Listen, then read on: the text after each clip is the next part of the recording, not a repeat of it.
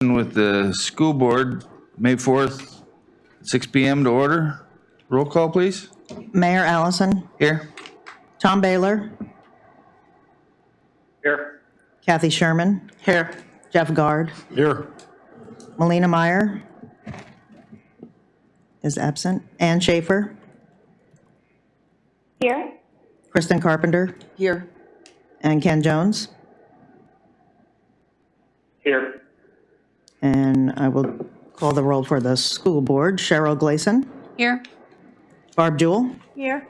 Terry Stavig. Here. Pete Hefner. Here. And Hank Krutop is absent. Those are quorums of both bodies. Okay, thank you. Our work session topic tonight, we just have one, the Cordova School District FY23 budget. We'll turn it over to Cheryl and your staff. All right, well, thank you. I just want to start off by thanking everybody for participating. I think these joint work sessions show that Cordova's leaders do really value the education system, and I greatly appreciate that.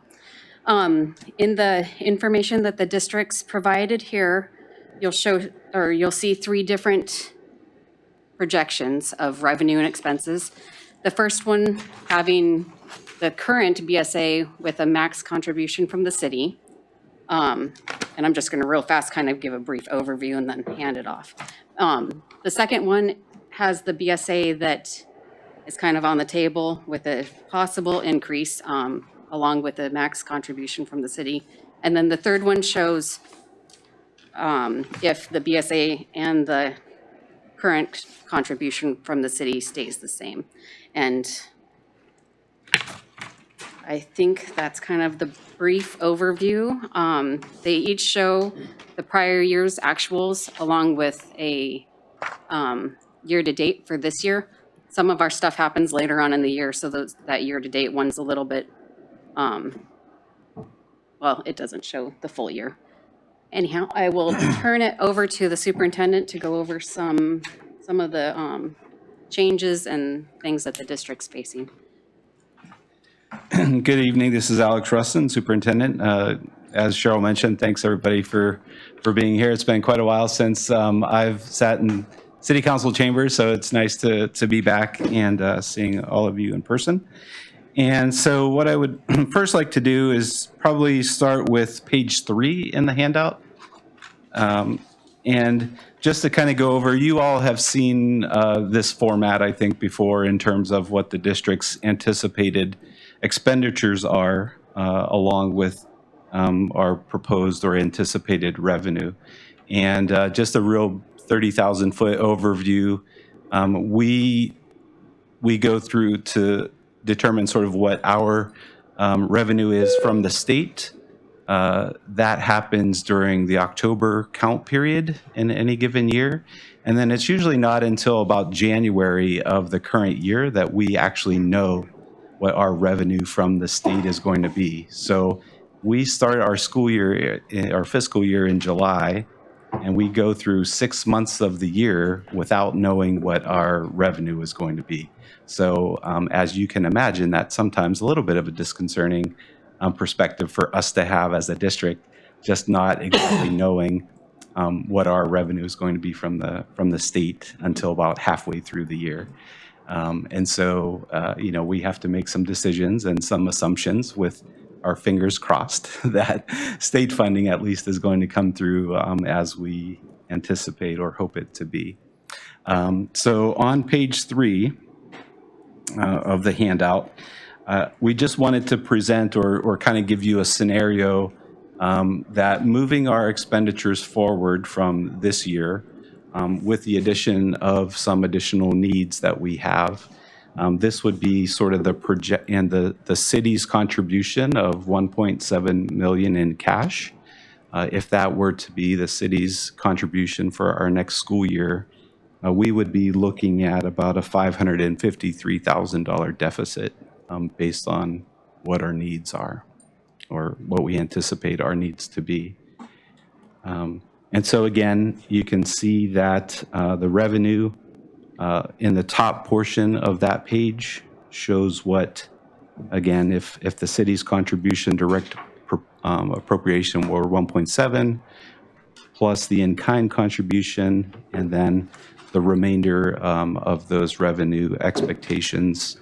On the bottom part, you can see what our expenses, our anticipated expenses to be for next year. And with regard to some of those expenses, we do have some unknowns.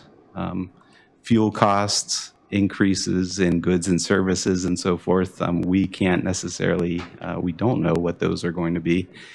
Just like the community and you all might not know what the increase in fuel surcharges are going to be, travel, transportation for goods and services and so forth. So this is sort of our best guess in anticipation of what we need to budget for next school year. Moving on to page 1 of the handout. This is a scenario. Oh. Yeah, go ahead, Tom. I'm sorry, this is Councilman Baylor. I'm online here. These pages aren't numbered. Just so I know what you're paying 1 and 2 page. Could you just give me the heading like post fiscal year? You have 653 BSA City Max. Kind of give me some direction what page you're actually on. Okay, sounds good. So that first page that I was referencing, it's titled Proposed 22-23 Budget Presented April 13, 2022. So that was actually page 3 in the packet, but the first one that I referenced. And so the one that I would look at now is page 1, and it's titled 5930 Base Student Allocation and City Max. So right now in state statute, the base student allocation, and that's the dollar number that is calculated in with how our state entitlement is determined. So if that base student allocation were to stay the same, no change in legislative appropriation this year, and the city provided the maximum contribution to us, which is shown under the revenue section of at the top of the page, of $2 million, a cash contribution, in-kind contribution of $129,000, and so forth. We would be looking at about a $263,000 shortfall in our revenue versus our expenses.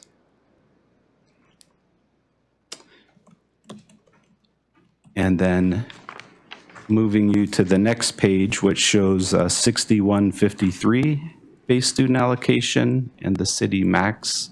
And again, the rest of these numbers are all the same. It's just the scenario that's potentially different. Right now, the legislature is proposing an increase to that base student allocation of about $223 or so.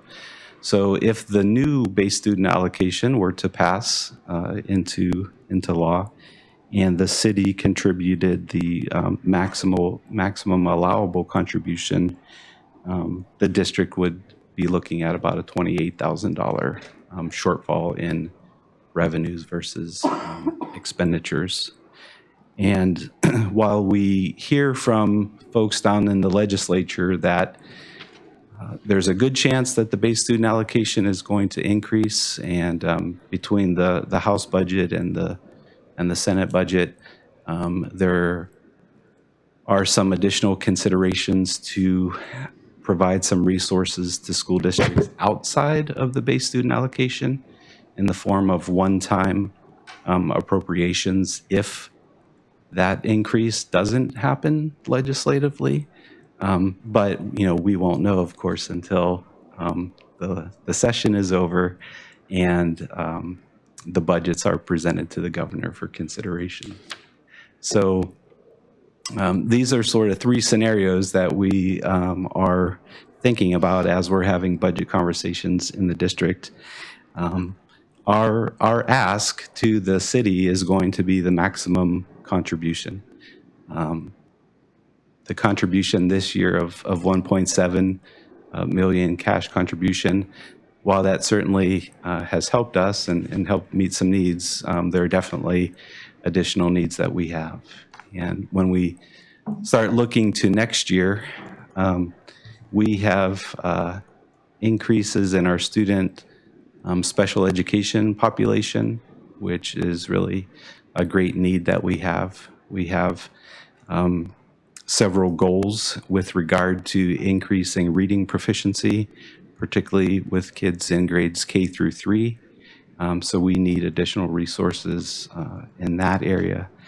And you know, we went through a pretty extensive strategic planning process, and it was quite clear in our community efforts and our engagement to develop that plan and process that, you know, the needs of students were critically important. And I know that you all know that as well. And we all know that education is really important. It's the foundation for becoming contributing members to any community. And so our ask, depending on how the legislative session sorts of ends, will be the maximum contribution allowable by statute. So you can kind of see in these two different scenarios, if the base student allocation stays the same, or if that base student allocation increases, what potentially the maximum city contribution could be. So that's really, you know, quite a pretty high-level overview. Our board has looked at the expenditures and the anticipated revenues as well, and we do have some additional needs, like I said, at the elementary school in particular. We've got, you know, kindergarten classrooms that are 30-plus students. We have first grade classrooms, second, third grade classrooms that are in the 30-plus sort of student range. And in order to help increase the quality of instruction for our kids, we really need to break those classes down into smaller sorts of groups. And you know, our plan is to add an additional elementary teacher at Mount Echols to help with that, to help distribute and kind of have the class sizes. And I know that, you know, people will say or think, well, in Anchorage, you know, it's not uncommon to have a classroom of 35 students or 40 students in some cases. Well, we're not Anchorage. And, you know, we definitely know what the landscape is and what the structures of other districts are.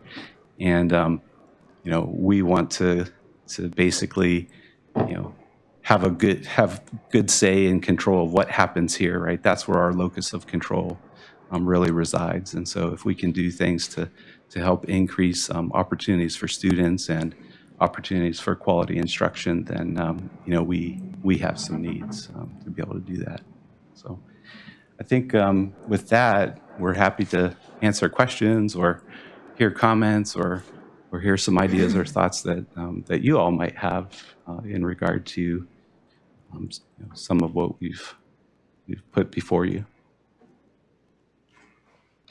Okay, Councilmember Sherman, you want to start us off? No? Does this include a preschool program, and what's the status of preschool funding, both on the federal and state levels? Yeah, so this does not include pre-K. Okay. So from the state level, you all might have heard of talk about additional funding for schools in the area of pre-K. I think it was the Senate that introduced about an increase of $2 million to the pool of resources that the legislature has identified for preschool. Unfortunately, well, it's a double-edged sword, both fortunately and unfortunately. So Cordova School District is not eligible to apply for those particular resources because we are not in the bottom 5% of the performing schools in Alaska. And that's what those resources specifically are intended for. And that really came out of a lawsuit called Moore versus the State of Education. And in my previous school district, we were a plaintiff school district in that lawsuit against the state regarding adequate access and resources for education for kids in the state. And part of that settlement between the state and the plaintiff districts was to specifically identify resources for early education, pre-K in particular. And again, Cordova is not eligible to apply for those funds. At the federal level, I'm not quite as versed in some of what the needs are, but we have been looking for federal grants and other sorts of resources that we could potentially apply for. There are some grants out there, one of which is the Alaska Native Education Grant, or the A&E grant. And the legislation, or the rules for eligibility in accessing those funds have changed this particular year. And tribal entities are the eligible entities that are allowed to apply for those particular grants. Now, they can form consortiums with local school districts and agreements and so forth. And that's a little bit of a lengthier process to really undertake and then be able to write the narratives and address all of the components of those grant applications. So NVE has recently reached out to us, and in turn, we've corresponded with them about looking potentially for partnering and being able to go after some of those grant opportunities next school year. Okay. Thank you. Hey, Kristen? Oh, We can just go. we're just going around the table. yeah. Okay, Just- sure, thanks.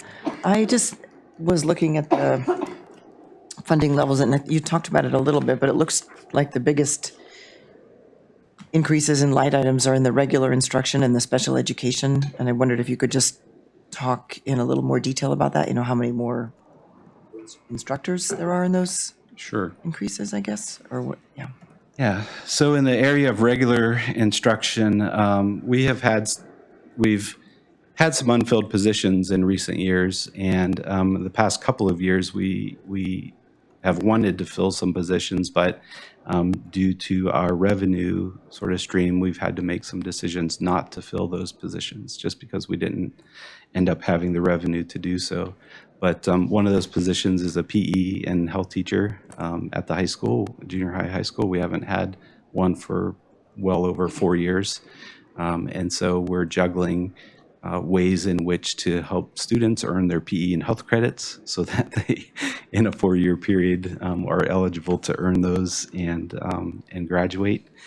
And what I am proposing to the school board is to add an additional elementary teacher, a regular classroom teacher at that level again, to help disperse or to kind of spread out some of the increase in the student numbers that we're seeing at those younger grade levels.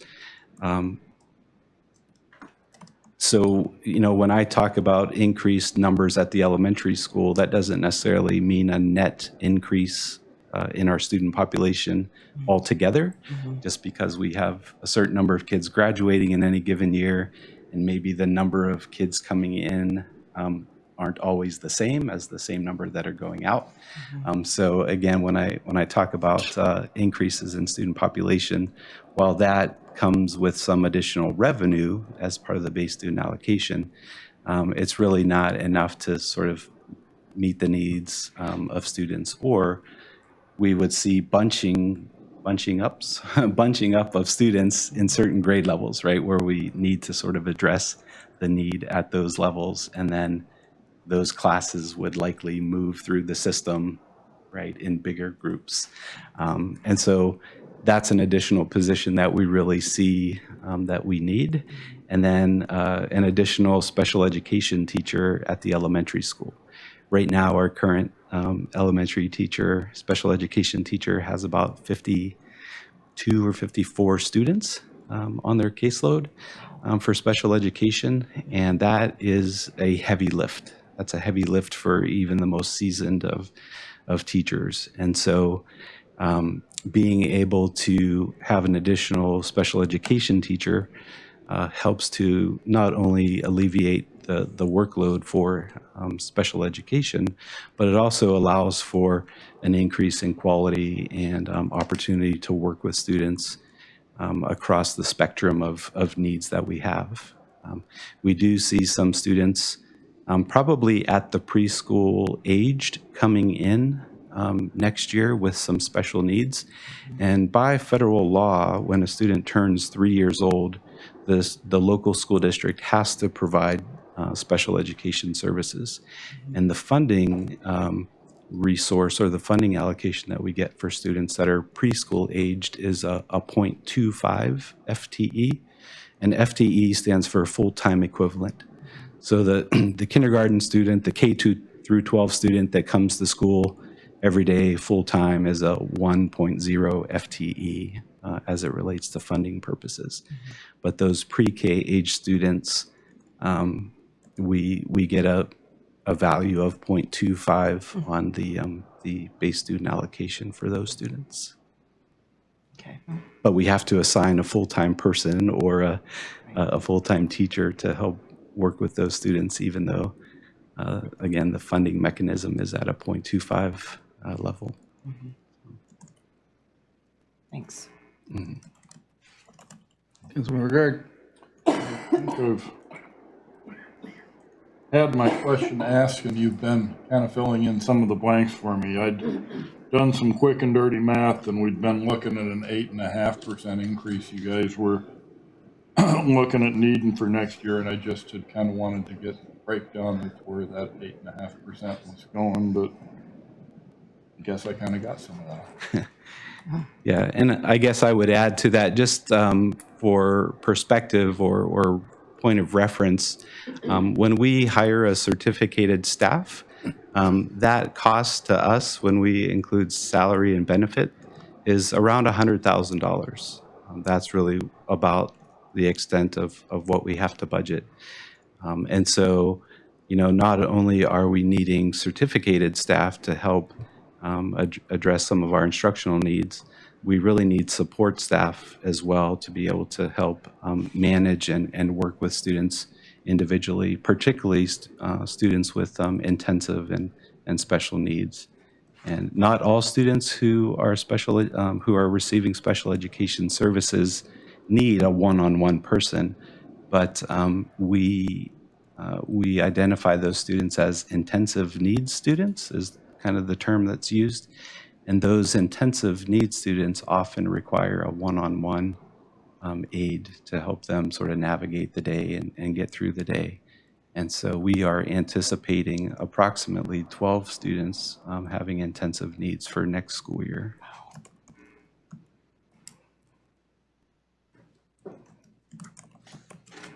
I know this is a small line, but just so everybody knows when it comes out, it talks about a board of directors line. What kind of expenses are we looking at there? I mean, it's only 43 grand, give or take, but. Yeah, so that is the school board line item budget. So we've got 5 members of the board, and part of that involves, so the school board belongs to the Association of Alaska School Boards. And so those are, membership dues and fees. They're conference fees, both online and in person. Usually we have about 2 to 3 members travel to the annual school board meeting, which basically is where they conduct the business of the Alaska School Board Association. They pass their bylaws and other sorts of advocacy things. So we do budget for professional development for our school board members so that they are advocating and getting as much information and kind of support as can be to help them do their job as school board members. Okay, I was just wondering because it was one we basically saw a double on, but I guess because we've been sitting in COVID land for 2 years and not being able to go places to do things, there may be real valid reasons for that. Okay.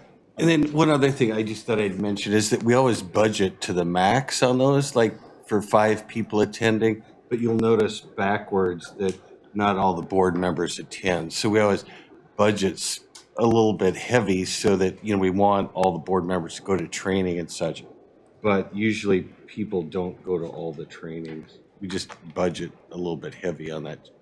If that makes sense. Okay. Is it? Okay, in line, Councilmember Jones.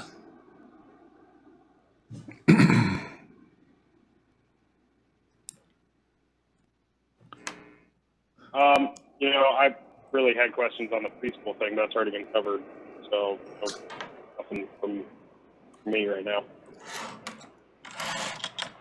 Okay, thank you. Councilmember Schaefer.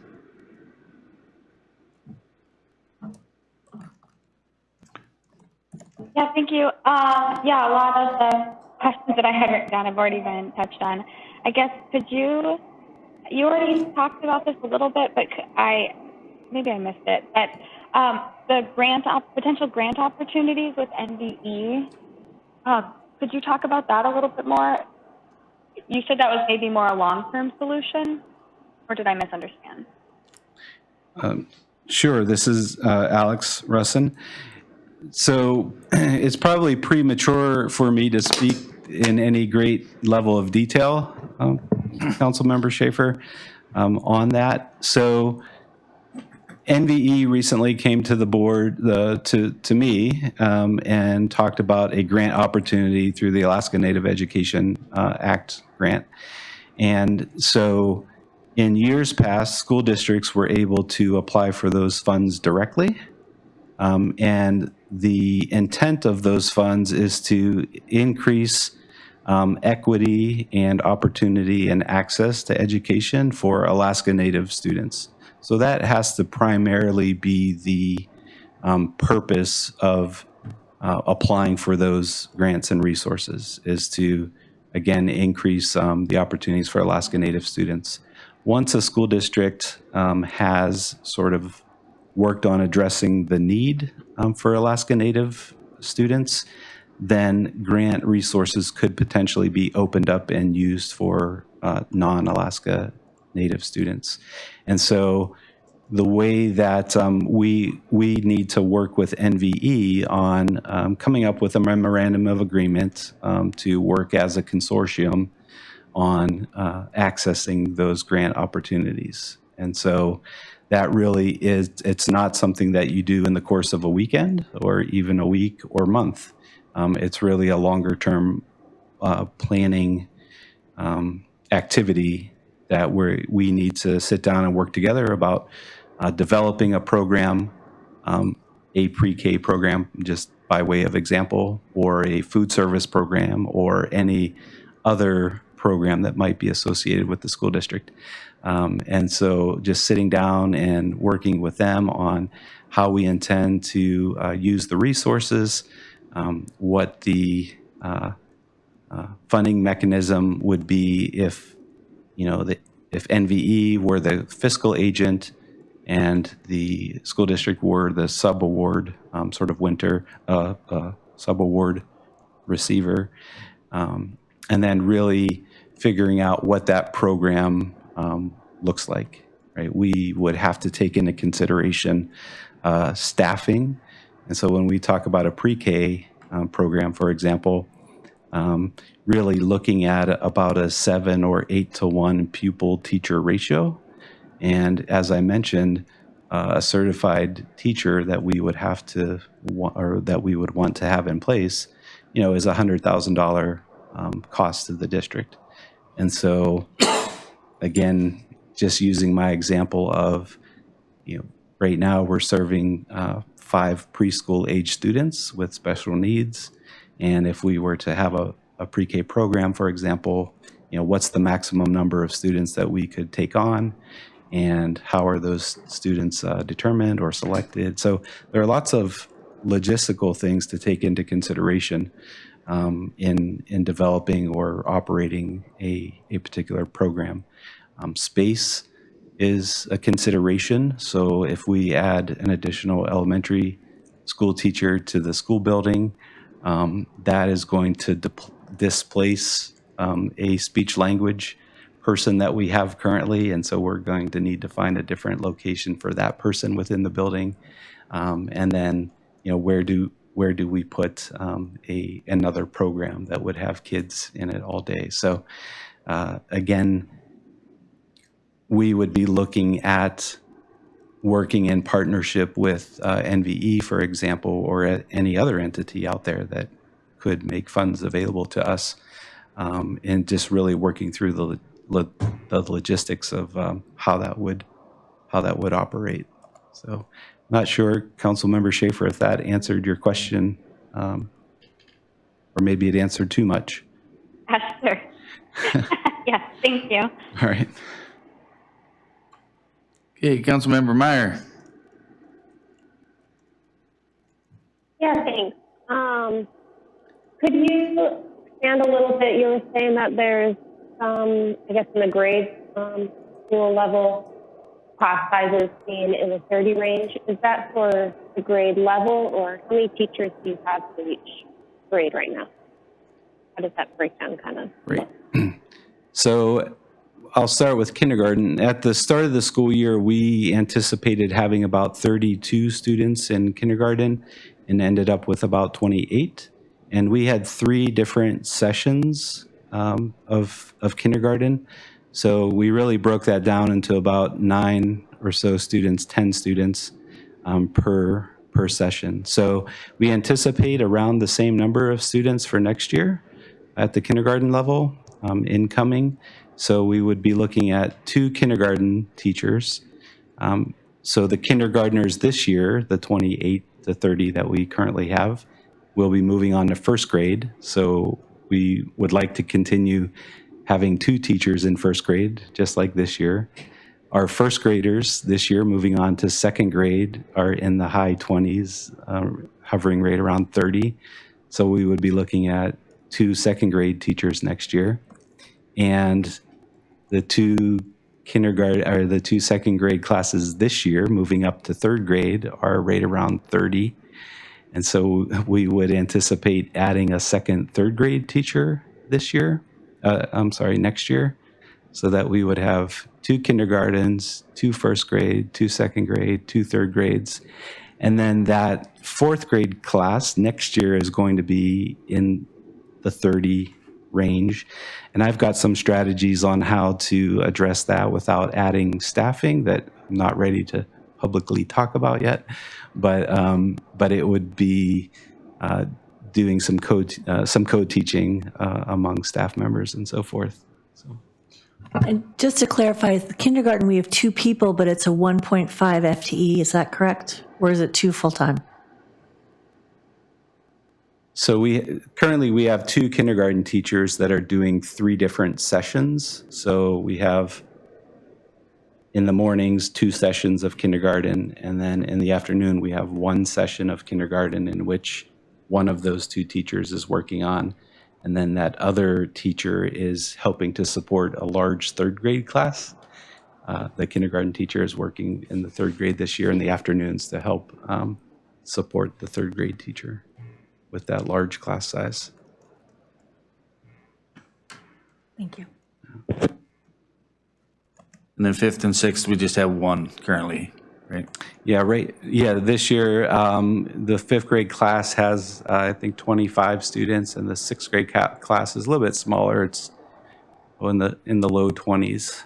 And so those students moving over to 7th grade next year, and then everybody moving up will be probably the 5th and 6th grade classes in the mid 20s or so.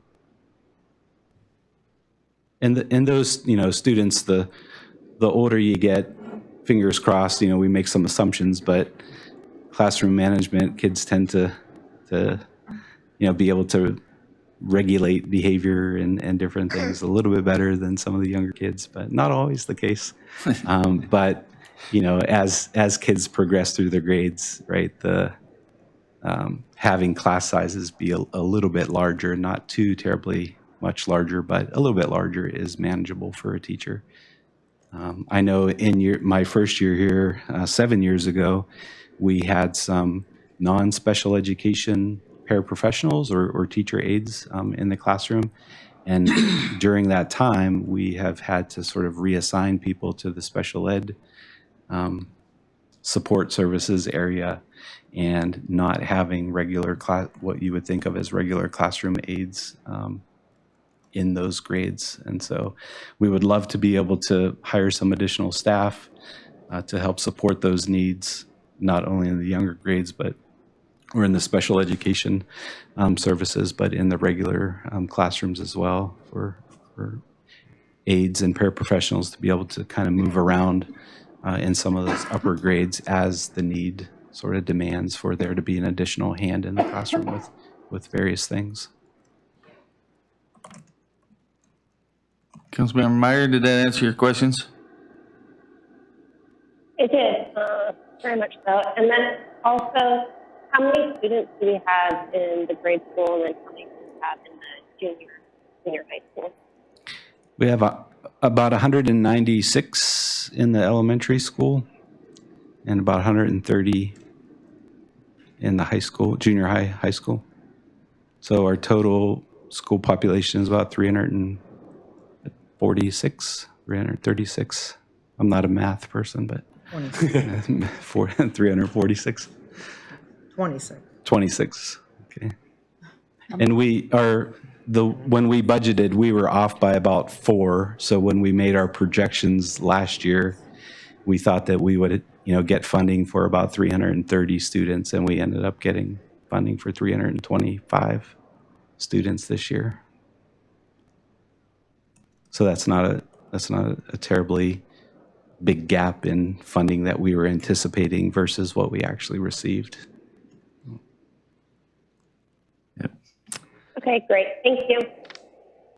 Thank you, Councilor. Vice Mayor Baylor.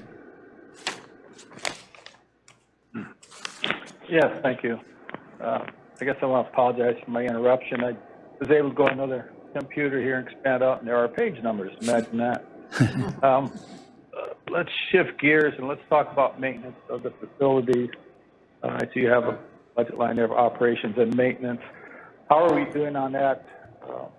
Grade school should be in pretty good shape. It wasn't that long ago that redid it. The high school I know is going to be having some needs in the future. The old saying, if it's not broke, don't fix it, doesn't really follow with the building. If it's going to break, you better fix it. So do you foresee anything coming up in the future? And I'm projecting even 5 years out. I think the council would like to hear if we got any up and coming major projects there for that. But how are we doing? I'm also grateful that the new maintenance man has got that used oil burner working, which will certainly help pay for things this year with high fuel costs. So how are we doing on the maintenance? Is there anything that big project coming up, or are we just taking care of what we got? Thanks. Yeah, thank you for the question, Councilmember Baylor. So the grade school we are plus 10 years from when the renovation was complete. So it wasn't as if it just ended last year. So it's been 10 years since that building has been renovated. And I think that the staff has done a great job in upkeep. We have both a preventative maintenance and a corrective maintenance system in place, which is aligned to what the state expectations are in terms of those two particular maintenance systems or maintenance protocols.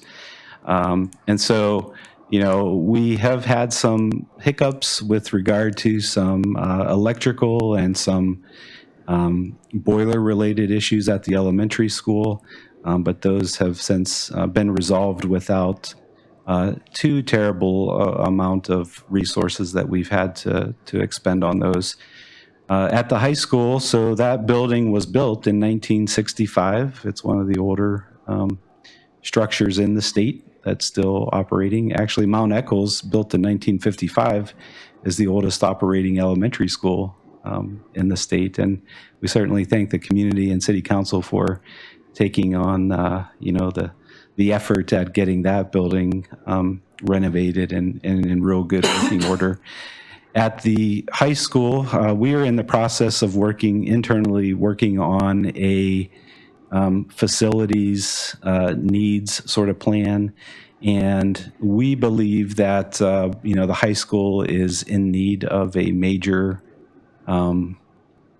sort of survey in terms of mechanical, electrical, foundational, HVAC system. And I mean, that has been newly or recently renovated, but taking a look at plumbing and all of that sort of stuff. Our roof, leaks from time to time, and then we get up there and we make the repairs and do a patchwork quilt of ways to get the water stopping from coming in the building. And we've got our maintenance crew to thank for that. But we want to start having that conversation at the board level, and we have talked about it in our facility and safety committee. But we really need to start looking at 5 years down the road, as you were mentioning, Mr. Baylor, about what the needs of that building are going to be. We have done a lot of retrofitting of the electrical system with lights that are more energy efficient. We have done things with, of course, the boiler system, which is totally accessible and controllable online. So our maintenance man, Mr. Pearson, can look at the system and see how it's operating at any given time of day or night and control that system to really look at where the inefficiencies are in some cases and where we can do a better job of increasing efficiencies in that building. So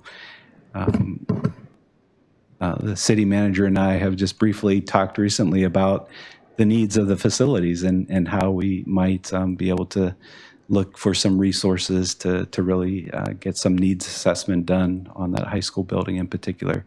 So to do an overall evaluation of that building, and I'm missing what the name of that is called right at the moment, but basically it's a comprehensive needs assessment. That's a $25,000 to $35,000 job for an engineering company to come in and do that type of work to give us a complete assessment of that building. And if we can get that done, that puts us that further ahead when the state opens up opportunities to have major maintenance and new school construction take place. That's a whole series of processes and protocols to, way before you even get shovel ready.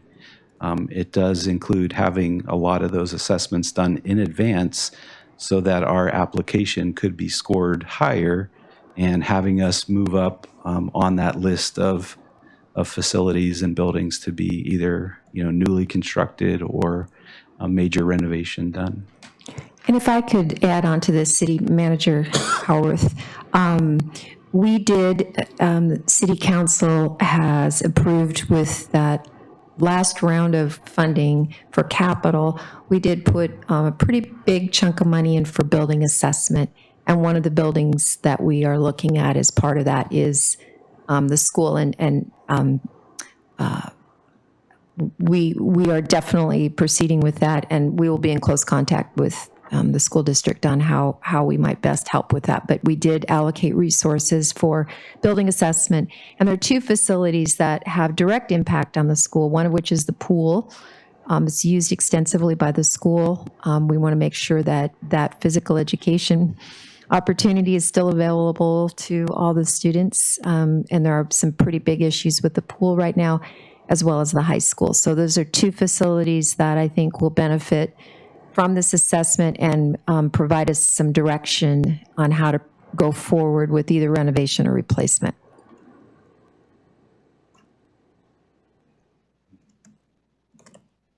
That cover your questions, Councilmember Baylor?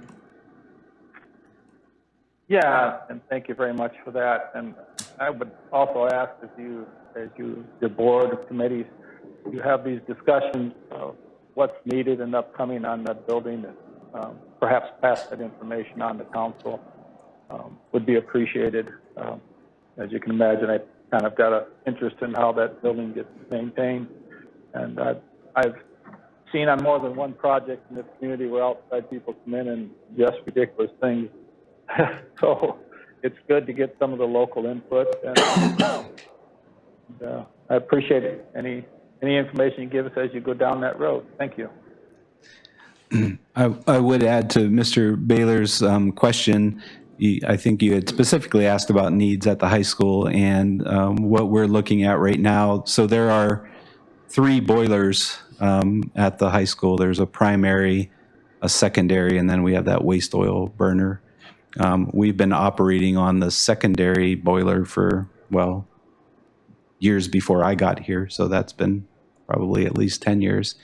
And so we have been looking and trying to figure out how we can get that primary boiler back online. It's going to cost several thousands of dollars to get some replacement. The firing mechanism on it is in need of replacement, and so we're just looking at avenues to get that back on. There was at least one occasion this year, maybe two, that primary boiler, which is actually the secondary boiler, went out, and the waste oil burner happened to be down at the time for cleaning.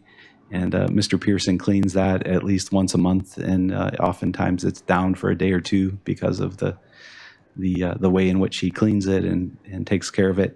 And so it was touch and go. We had fingers crossed and toes crossed and everything else crossed that pipes weren't going to freeze, and that kids and staff were wearing jackets and hats and gloves and things in school for a couple of days. But having that primary boiler back online, it's a little bit bigger than the secondary boiler, and I think it operates with a little bit more efficiency than the secondary boiler. But that's a need that we have, a need for a repair sooner than later. Okay, thank you. Follow up on that, please. Yeah, go ahead. So you kind of touched on it, the primary boiler that's not working now. That's part of that assessment. Has that been assessed? That's an old boiler. Would replacing that with a more energy efficient boiler be money well spent versus fixing it up? I don't know what kind of cost it is to get up and running, but I'm assuming you looked at those types of things. But if you haven't, I would encourage you to do that. What would it cost to get a new efficient boiler in there that would service us for the next 30, 40 years? So that's my comment.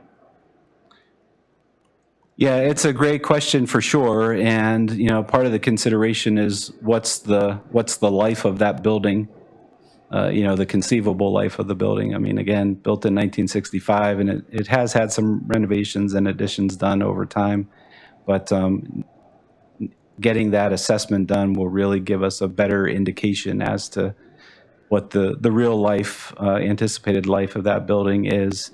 And then we can make some decisions such as you're making, Mr. Baylor, on, is it worth spending $50,000 to get a new boiler, or do we, spend $5,000 to get the primary boiler back up and running? And I have had that boiler looked at by some boiler folks that I know, and from Anchorage, that coincidentally had been in Cordova for other reasons, and they popped into the school and did some pro bono sort of assessment and looking at that, and the guts for that are still good and in potentially working order. But it's a consideration to have, right? What's the life expectancy of the building, and is it worth putting tens of thousands of dollars into a boiler to bring it online? But yes, thank you. We are thinking in those ways. Well, that would be another question to be asked. Is that existing building superstructure worth remodeling the way we did the grade school building? Because there is any feasible profit that we can build a new school at a different location. So that would be one of your survey questions: is this building, can we revamp this, remodel this in the same manner that we did the grade school? And if the answer to that is yes, then the putting a new boiler in might be worth going forward with. And 1955 was a good year. That's also the year I was built. Yeah. Okay, thank you, Tom. Board Chair Gleason, you want to run through the school board for comments? Sure. Ms. Jewell? Yeah, no, I appreciate the conversation and the great questions. Thank you for your consideration of these proposals. And I really want to thank Vice Chair Baylor as well, because that issue of the building has been at sort of a low-level conversation with the board only because we were getting ready to talk about it, and then the pandemic hit. And it's risen back to the top when we look at both the age of the building and the amount of time and energy that the staff is having to spend to maintain it. So thank you very much for that question. Ms. Stavik? Terry Stavik. As you probably know, I'm relatively new to the board, so I'm playing catch up, trying to get up to speed.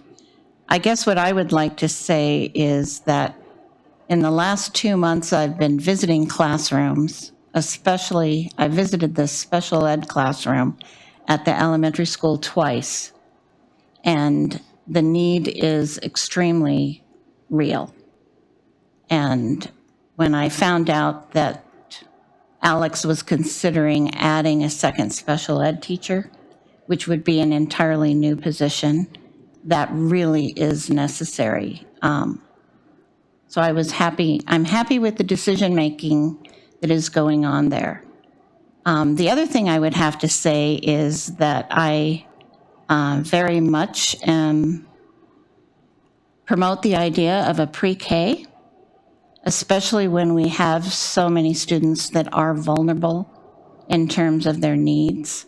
So anytime we can give them assistance that ensures their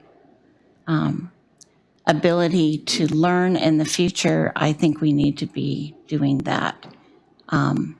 Right now, I feel like the district is doing the best they can, but it is certainly, they're unable to do it adequately. So, and then the other thing I want to say is my 41-year marriage is successful because I'm a fiscal conservative, like my husband. And so I am looking very closely at how the district is using their resources. And I'm also looking very closely at where the most need is. Pre-K is critical, but funding for it is difficult because we're not allowed to use state funds. And I would invite all council members to come and visit our school buildings, but in particular, those young students that have such, are so vulnerable because of the needs that they have. And we as the adults need to advocate for them. Mr. Hefner? Thanks, Cheryl. Yeah, and I really appreciate the city council here and hearing us and present the budget. You know, Alex was mentioning about the sizes of the K through 3 classes, and historically we've always kept those smaller, you know, rather than the 4th, 5th, and 6th graders, just so the learning can be met there. You know, one of the big things, a big push this year, or it's been multiple years, the legislature has been pushing this reading by 3rd grade and how important it is to have smaller classes. And I think our 3rd grade this year is like in the 27, I believe, and it's a large class, and we have these large classes coming to us. We also unbelievably value pre-K and the necessity of it, and I advocate just nonstop at the legislature for the pre-K funding, and I like the reading bill because it kind of started out, and I don't know, we were talking with the legislature, but it would be a while before we even saw some of that pre-K funding coming to Cordova. And sort of on the nerd level, we have resolutions into the Alaska Association of School Boards, as well as to the National School Board Association on funding pre-K. Because one of the interesting things is we get funding for K-12 system. And, you know, through Common Core, the 50 governors realized that education needs to be more rigorous because they don't remediate students at the college level. So they increased the rigor. And so, like, for example, now we're having an all-day kindergarten for the last number of years. We haven't had that historically, so that you need students in pre-K to, get ready for kindergarten now. It's kind of an interesting scenario. So know that the school board is advocating just nonstop on pre-K funding, as well as the school bond debt reimbursement. And recently I testified in House Bill 350, which is to stop the moratorium on school bond debt reimbursement as well. And, that's one of our big goals. Even AASB has, and I have a role at AASB for the school bond debt reimbursement, which is a huge one to the cost shifting that occurred. But thanks so much for being here. I kind of just wanted to emphasize the importance along the same lines as Pete did, that K through 3 really do need those smaller classroom sizes.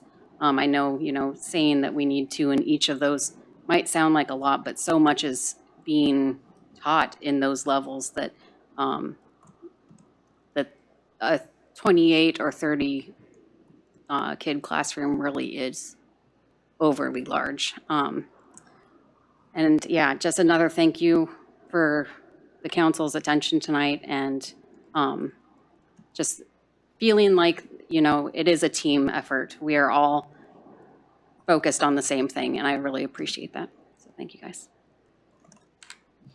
Thank you. Anybody from council have any last comments? Yeah, I'm gonna come. Go ahead, Councilmember Jones. Yeah, thank you. So going back to the building maintenance thing, I'm only speaking for myself here, but I would really like to see the school board come to the city and give us an ask to get that boiler fixed. That's, in my opinion, unacceptable that we have our primary boiler out at the high school. That's, especially if it could be, you threw out a couple figures of 5,000 or 10,000, that should be fixed already. And if you just, I think that should be a supplemental budget ask if it needs to be. And let's just get that thing fixed before next winter. The amount of damage that could be done if that thing froze up because of the other one going out could be catastrophic for our community. So we need to have that thing operational. Also, the pre-K funding, if we're going to be supporting the school to the full fund, in my opinion, we should be, trying to get something out of pre-K. In the past, when the city funded the school to the full amount, there was pre-K. When I went to pre-K at the school. So I know costs have gone up since then, but those are kind of my thoughts. And thanks. Oh, one more thought. Don't use the people that MVE did for your building assessment. One more time on that, Ken. Oh, I said I would really urge you not to use the same people that MVE uses for their building assessments when you do it. Okay, thank you. Any last comments, council? Okay, thanks for the school board for coming and chatting with us. We appreciate you meeting with us, and it's always good to get together a couple times a year. I think we're scheduled for, but whenever the need is there, we're here for you. We're a team, like we all said. So thank you, appreciate it. There being no further business for the workshop, we will stand adjourned. We'll take about a 5-minute break to switch around for the regular council meeting. We'll start a little bit late, but they have some technical work to do on the